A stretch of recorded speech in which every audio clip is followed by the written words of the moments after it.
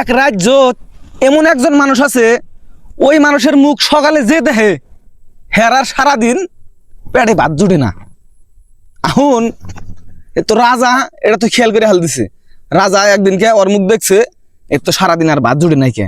এখন রাজা সৈন্যবাহিনী খবর দিল যে ওরে অতি সোনকালে আমার এই দরবারে নিয়ে আহান আগে। এখন রাজার সৈন্য রাজার কথা আর উচ্চা করে নিয়ে আইছি।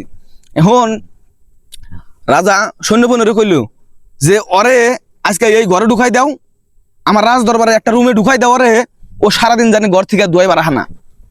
আর আমি গেলাম কাজে। তেমন অন্য কাম থাকে না রাজা ঘর, অন্য রাজা হাতে মিল হয়তো কিবা একটা মিটিং আছে, মিটিংয়ে গেল গা।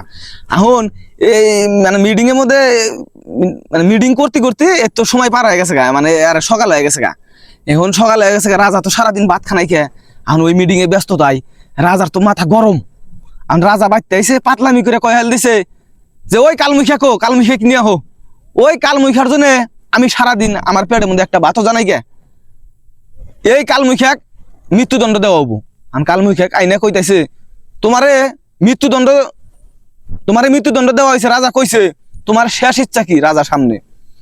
তখনকার ওই কালমুখিয়া কইছে যে রাজা সাহেব, আন্নের সকালবেলা আমার মুখটা দেখছিলেন, আন্নের সারাদিন পেটে ভাত জানাই কে, কিন্তু আমি এই সকালে আন্নের মুখটা দেখলাম, মুখটা দেখার পরে আমার মৃত্যুদণ্ড।